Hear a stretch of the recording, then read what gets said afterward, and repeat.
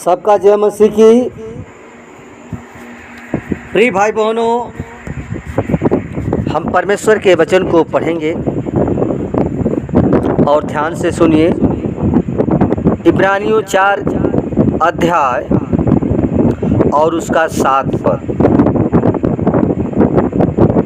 लिखा है कि वह किसी विशेष दिन को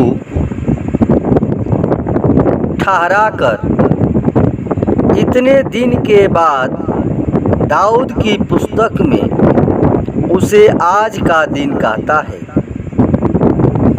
जैसे पहले कहा गया, यदि आज तुम उसका शब्द सुनो तो अपने मनों को कठोर न करो। प्रिय भाई बहनों, ये आज का दिन यहोवा ने बनाया है, हम इसमें आनंदित हों। ये प्रियो, सारे दिनों, महीनों, कालों सबका बनाने वाला केवल परमेश्वर है।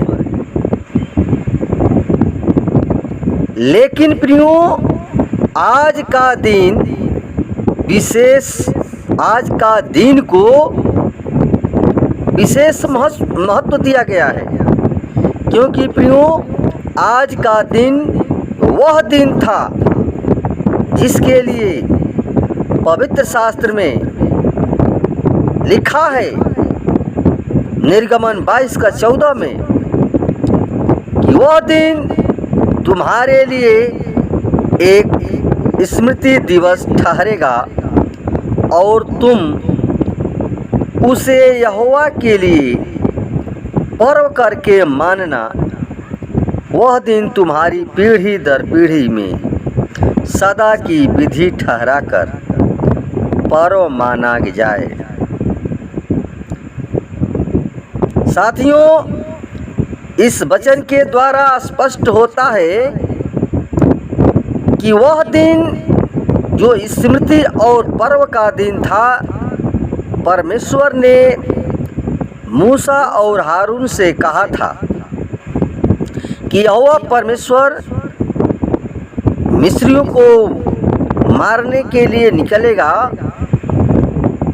जिस दरवाजे के चौखट में निर्दोष, निष्कलंक 1 वर्ष के नर पशु का लहू लगा हुआ देखेगा, उनको छोड़ता जाएगा। इसलिए प्रियो, इस्राएलियों ने अपने परमेश्वर के आज्ञा के अनुसार किया और वे लोग बच गए।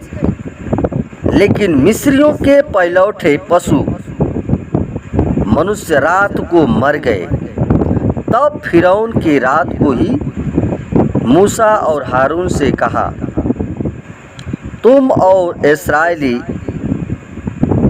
प्रजा वहाँ से निकल जाओ और परमेश्वर की आराधना करो। प्रियो, ठीक उसी दिन और उसी रात सारे इस्राएली मिस्र की गुलामी से बाहर निकल गए। और वो दिन वो छुटकारे का दिन कहलाता है, क्योंकि परमेश्वर ने मूसा से कहा था कि तुम पर्व मनाना, और वह पर्व फसह का पर्व कहलाया। प्रियो, लय व्यवस्था 23:5 और 7 पद में लिखा है कि पहले महीने के 14वें दिन गोधूली के विषय यहोवा का फसह पर्व मनाया जाए, और उसी महीने के 15वें दिन यहोवा के लिए अख़मीरी रोटी का पर्व मनाया जाए। उसमें 7 दिन तक अख़मीरी रोटी खाना। पहले दिन तुम पवित्र सभा करना। प्रिय भाई बहनों, यीशु मसीह ने क्रूस पर बलिदान होने से पहले अपने चेलों के साथ फसह का पर्व मनाया, जो अख़मीरी रोटी का पर्व कहते हैं। और उसके बाद ही यीशु क्रूस पर बलिदान होकर के और तीसरे दिन मुर्दों में से जी उठा। और वही दिन सप्ताह का पहला दिन और पुनरुत्थान का वो दिन कहलाता है।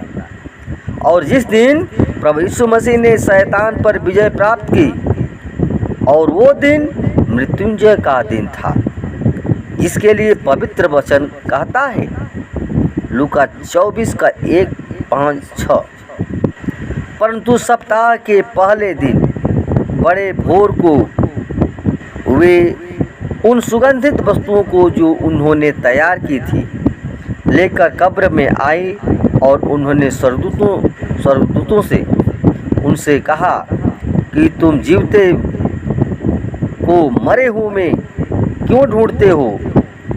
वह वहाँ नहीं परंतु जी उठा है। प्रिय साथियों, परमेश्वर का धन्यवाद हो कि यीशु मसीह ने मौत यानी पाप पर विजय प्राप्त की, और जो लोग उस पर विश्वास करते हैं उनको भी विजयी बनाता है। और इसके उत्तर में प्रियो हमने देखा कि आज का दिन जो छुटकारे का दिन, पर्व का दिन, पुनरुत्थान का दिन, पवित्र सभा का दिन और विश्राम का दिन है, और मृत्युंजय का दिन कहलाता है। इसलिए हमें इस दिन में आनंदित और मगन होकर होना चाहिए, क्योंकि आज का दिन हम उस दिन को भी कहते हैं जब एक पापी मनुष्य अपने पापों से पश्चाताप करके उद्धार पाता है और प्रभु यीशु मसीह को आप अपने जीवन में प्रभु और मुक्तिदाता ग्रहण करता है। प्रियो, जैसा कि लूका 23 का 43 पद में लिखा है, जैसा कि क्रूस पर टंगे डाकू ने जो किया था, वह प्रभु यीशु मसीह से कहा कि आज ही तू मेरे साथ स्वर्गलोक में होगा। प्रियो, उस डाकू का उद्धार हुआ।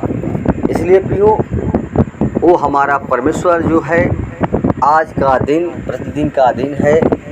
कल किसी ने नहीं देखा है, लेकिन आज का दिन हमें परमेश्वर ने उस दिन को कहा है, तो उस दिन को हमेशा स्मरण करना है, याद करना है। हमें पवित्र सभा में जाना चाहिए। धन्यवाद प्रियो, वचन के द्वारा परमेश्वर को स्मरण करें। आमीन।